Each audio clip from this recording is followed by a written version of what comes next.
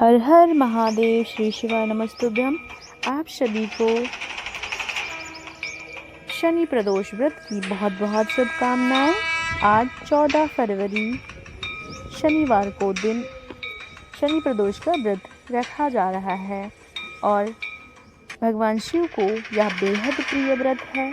शिव पुराण में भगवान शिव स्वयं देवताओं से कहते हैं कि वर्ष में कुछ ऐसे मुख्य दिन आते हैं जिस दिन उनकी पूजा आराधना करके उन्हें प्रसन्न किया जा सकता है, और उसी में एक व्रत है प्रदोष का व्रत, जो प्रत्येक मास की त्रयोदशी तिथि के दिन मनाया जाता है।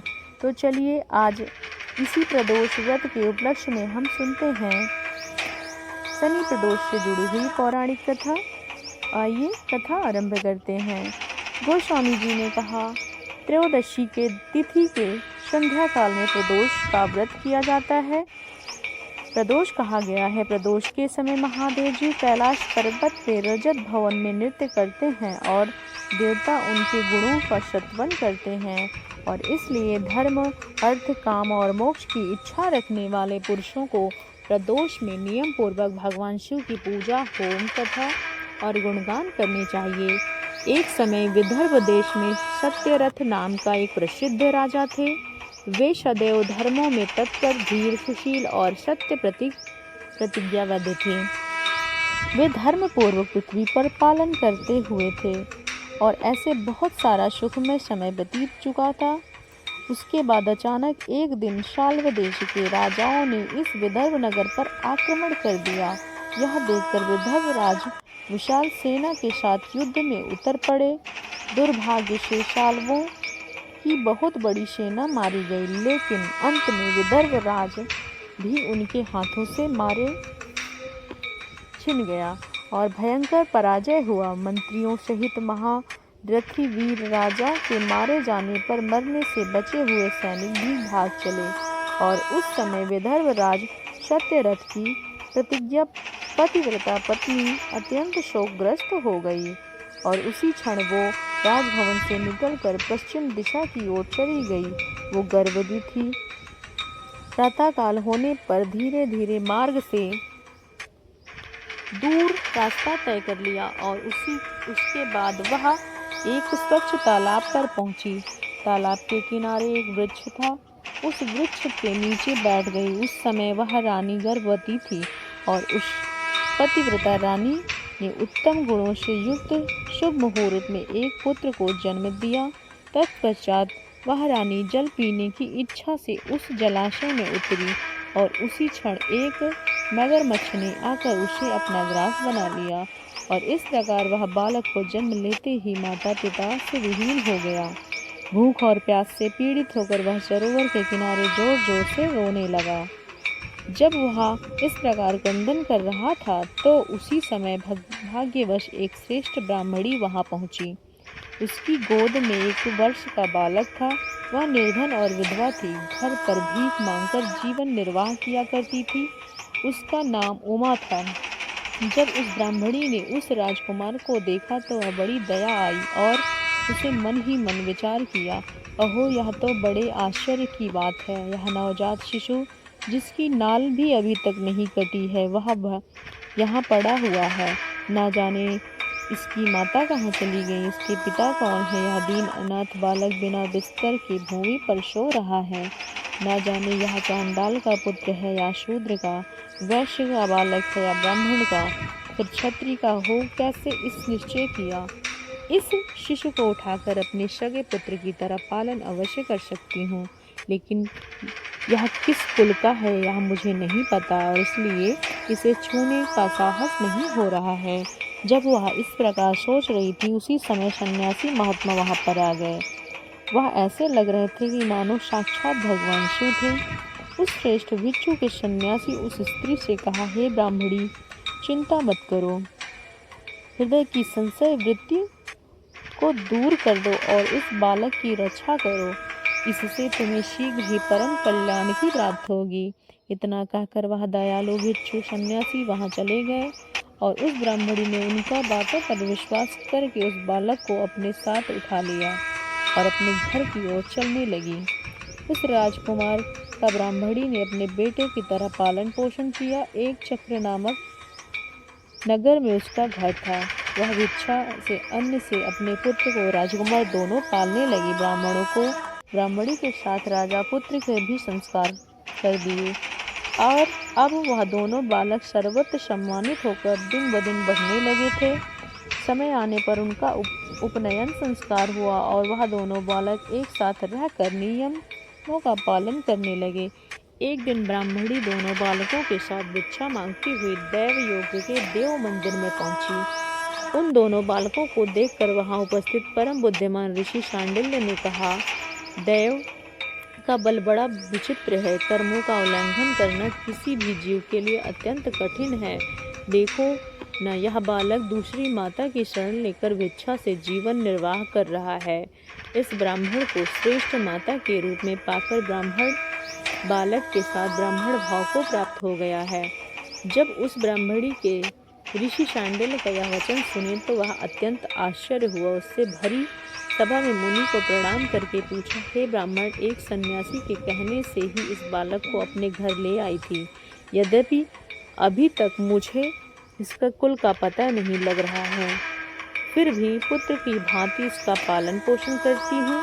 आप तो ज्ञान के नेत्रों से देखते हैं, इसलिए कृपया आप मुझे यह बताइए और यह बालक किस कुल में उत्पन्न हुआ है और इसके माता पिता कौन है। यह सुनकर मुनि ने कहा, ब्राह्मणी, यह विदर्भ देश के राजा का पुत्र है। और इस प्रकार कहकर मुनि ने उस बालक को पिता के युद्ध में मारे जाने का और उसकी माता ग्राह द्वारा ग्रस्त होने का संपूर्ण समाचार सुनाया, जिसे सुनने के बाद ब्राह्मणी को आश्चर्य हुआ और फिर वह प्रश्न किया, महामुने, वो राजा संपूर्ण भोगों को छोड़कर युद्ध में क्यों मर गए और इस बालक की दरिद्रता कैसे प्राप्त हुई और यह बालक अपनी दरिद्रता को पूर्णतः नष्ट कैसे करके पुनः राज्य कैसे प्राप्त कर पाएगा। मेरा यह पुत्र भी भिक्षान से जीवन निर्वाह करता है, अतः इसकी दरिद्रता का निवारण का भी उपाय बताइए, यह बताने की कृपा करें। यह सुनकर ऋषि शांडिल्य ने कहा, राजकुमार के पिता विदर्भ राज के पूर्व जन्म के पांडव देश के राजा थे। एक दिन प्रदोष काल में राजा भगवान शंकर की पूजा कर रहे थे और भक्ति भाव से भगवान शिव की आराधना में संलग्न थे। उसी समय नगर में कोलाहल मच गया और उस उत्कंठ शब्दों को सुनकर राजा के बीच में भगवान की शिव की पूजा छोड़ दी और नगर की शोभ फैलने की आशंका से राजभवन से बाहर आ गए। उसी समय राजा का महाबली मंत्री शत्रु पकड़ ले गए और पास ले आया। वह शत्रु पांडव राज्य में हामन था। उसे देखकर राजा को क्रोध पूर्वक उसका मस्तक कटवा दिया। शिव पूजा छोड़कर नियम को समाप्त किए बिना राजा ने रात्रि में भोजन भी कर लिया और इसी प्रकार राजकुमार भी प्रदोष काल में ही शिव जी की पूजा किए बिना ही भोजन करके सो गया और वही राजा दूसरे जन्म में विदर्भ हुआ। शिव जी पूजा में विघ्न होने के कारण शत्रुओं ने उनके सुख भोग के बीच में ही मार डाला। पूर्व जन्म में जो उसका पुत्र था वह इस जन्म में भी हुआ। शिव जी की पूजा का उल्लंघन करने के कारण वह दरिद्रता को प्राप्त हुआ। इसकी माता ने पूर्व जन्म में छल और अपनी सौत को मार डाला था। उसी महान पाप के कारण से जन्म में ही ग्रहण के द्वारा मारी गई। ब्राह्मणी, जब तुम्हें सत्य वचन कहने जा रहा हूँ, ध्यानपूर्वक सुनना। इस भयंकर आचार संसार को प्राप्त हुए जीव के लिए ईश्वर चरण बिंदों की सेवा ही सार वस्तु है। जो प्रदोष काल में अन्य चित्त होकर परमेश्वर के चरण बिंदों की पूजा करता है, वो संसार में सदैव बढ़ने वाले धन धान्य स्त्री पुत्र सौभाग्य और संपत्ति के द्वारा सबसे बढ़कर बन जाते हैं। तुम्हारा यह पुत्र भी पूर्व जन्म में उत्तम ब्राह्मण था। इससे संपूर्ण आयु केवल दान लेने में बिताई, यज्ञ आदि सत्कर्म नहीं किए और इसीलिए वह दरिद्रता को प्राप्त हुआ और उस दोष के निवारण करने के लिए अब उसे भयंकर भगवान शंकर की सेवा में जाना चाहिए। यह सुनकर ब्राह्मणी ने कहा, हे मुनिवर, कृपया आप शिव पूजन की संपूर्ण विधि और उसका क्रम बताइए। इस प्रकार प्रदोष काल में भगवान शिव की पूजा करने से दोनों बालकों ने अपने अपने दोषों से मुक्त हो सके। और शांडिल्य ऋषि ने कहा, पक्षों को त्रयोदशी मनुष्य जब निराहार रहे तब सूर्यास्त के 3 घड़ी पहले स्नान करें, फिर श्वेत वस्त्र धारण करके धीर पुरुष संध्या और तप नित्य कर्म में विधि पूर्वक उसके मौन होकर शास्त्र विधि का पालन करे। करते हुए भगवान शिव की पूजा आरंभ करे। भगवत विग्रह के आगे भूमि के नए निकाले हुए शुद्ध जल से भली भांति लीप पोत कर सुंदर मंडप बनाए। धौत वस्त्र इत्यादि द्वारा मंडल को चारों ओर से घेर दें और उससे चंदोना लगाकर फूल फल नवीन अंकुरों से सजाएं। मंडप के मध्य भूमि में 5 रंगों से युक्त विचित्र कमल अंकित करके उस पर आसन बिछाकर बैठें और हृदय में भक्ति भाव से युक्त पूजा की सभी सामग्रियों को साथ में भगवान शिव की पूजा अर्चना करें। पूर्ण मनोभाव के साथ भगवान शिव की प्रार्थना करते हुए इस नियम से देव अपनी जय हो। हे सनातन शंकर, संपूर्ण देवताओं के अधीश्वर, सभी वर को देने वाले, हे प्रभु आपकी जय हो। इस प्रकार भगवान मेरी रक्षा कीजिए। हे महान दरिद्र, मैं समुद्र में डूबा हुआ हूँ, बड़े बड़े पापों ने मुझे आक्रांत कर लिया है, मुझ पर प्रसन्न होइए। हे भगवान मेरी ऊपर दया दृष्टि की। इस प्रकार भगवान शिव की आराधना करें और भगवान शिव की समृद्धि बनी रहेगी। पृथ्वी पर अकाल, महामारी इत्यादि कोई बीमारी नहीं होगी। और प्रदोष व्रत के दिन गिरजापति भगवान शंकर की आराधना अवश्य करें। और यह थी भगवान शंकर से प्रत्येक दिन को यह वचन सुनकर ब्राह्मणी ने दोनों बालकों के साथ मुनि के चरणों को प्रणाम किया और अपने घर जाकर भगवान शंकर की कृतार्थ होकर, यह दोनों बालकों आज शरण में हैं और पुत्र के नाम से शुचिव्रत और यह राजकुमार जिसका नाम मैंने धर्मगुप्त रखा है, यह दोनों बालक मैं सभी चरणों का दास हूँ। कृपया आप हम पर उद्धार कीजिए और हमें अपने शरण का दास बनाइए। इन सुंदर वचनों द्वारा भगवान दोनों बालक प्रत्येक प्रदोष के दिन मुनिवर के उपदेश के अनुसार भगवान शिव की आराधना करने लगे और इस प्रकार पूजा आराधना करते हुए द्विज कुमार और राजकुमार दोनों 4 महीने सुखपूर्वक बीत गए। एक दिन द्विज कुमार राजकुमार के लिए बिना ही नदी के तट पर स्नान करने के लिए गया। वहां और झरने के जल में आघात से खाई की बूंद पर कटकर जाने से गड्ढा हुआ था।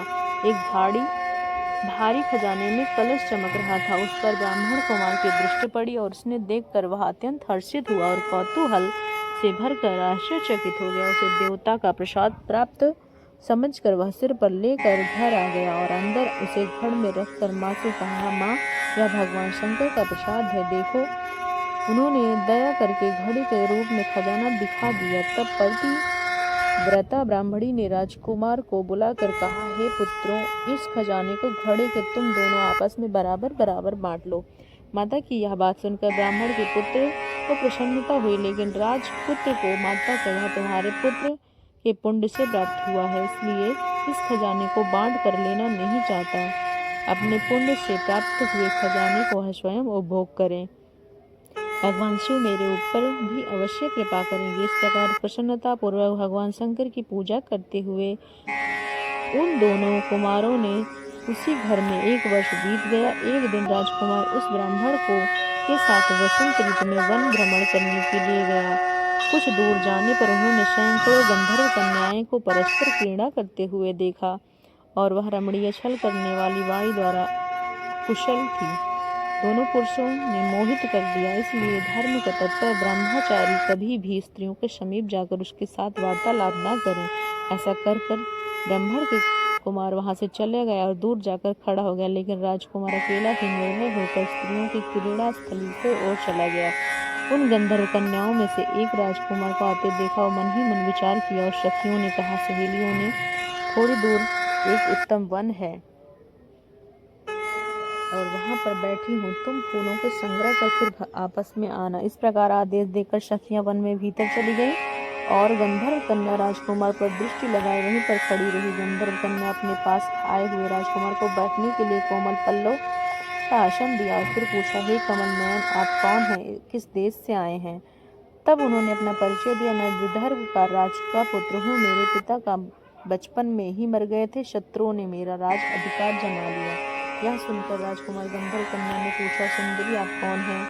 तो सुंदरी ने भी, मैं गंधर्व कन्या हे राजकुमार, एक द्रविक नामक गंधर्व जो समस्त गंधर्व कुल के पुत्री हूँ, मेरा नाम अंशुमती है, मैं अपनी अभिलाषा जान चुकी हूँ, आप मेरे मन अंदर आसक्त हो गया है। इस प्रकार देव मन में के लिए उत्कंठा भर दी और अब दोनों का स्नेह भंग नहीं होना चाहिए। इस प्रकार कहकर गंधर्व कुमारी ने अपने गले में मोती की हार निकालकर राजा को भेंट दिया।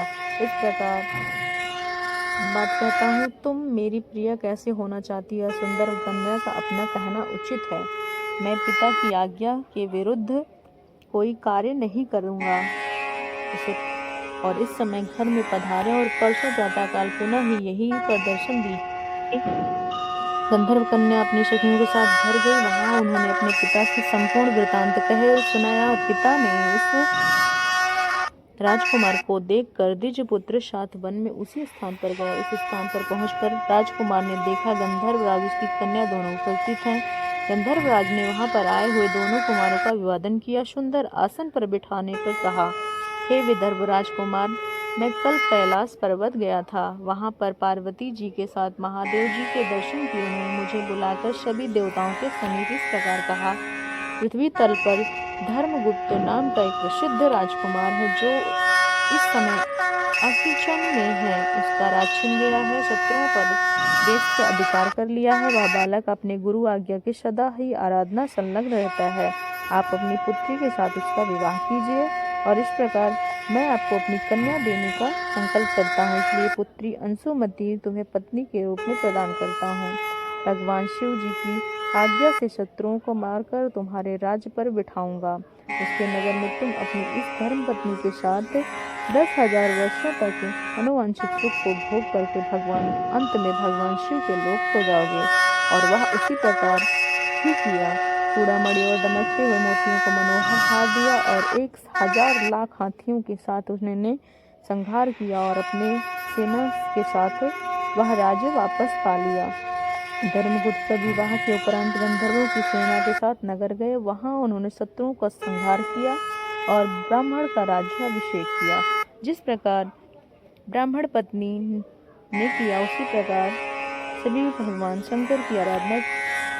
हे महादेव माता पार्वती, जिस प्रकार आप सभी लोगों की मनोकामनाएं पूरी करती हैं, हे गिरजापति की आराधना करने से मनोवांछित फल की प्राप्ति होती है। और इस प्रकार भगवान शंकर की आराधना करके धर्मगुप्त विदर्भ देश के राजा हो गए। और इसी प्रकार दूसरे लोग भी प्रदोष व्रत करके दिन गिरजापति की आराधना करके मनोवांछित फल की प्राप्ति करते हैं। तो यह थी इस प्रदोष की व्रत कथा, यानी कि शनि प्रदोष की व्रत कथा, जिसे सुनकर आप लोगों का जीवन धन्य होगा और श्रवण करने से भी मनोवांछित अभिलाषाएं पूरी होंगी। और चैनल पर नए आए हैं तो चैनल को सब्सक्राइब कीजिएगा। आप सभी के जीवन पर भगवान शिव और माता पार्वती का आशीर्वाद यूं ही सदा बना रहे, इसी आशा के साथ हम आपसे विदा लेते हैं। हर हर महादेव, श्री शिवाय नमस्तुभ्यम। यह कथा आपको हमारे द्वारा पढ़ी हुई पुस्तक और किताबों से ही प्राप्त होती है।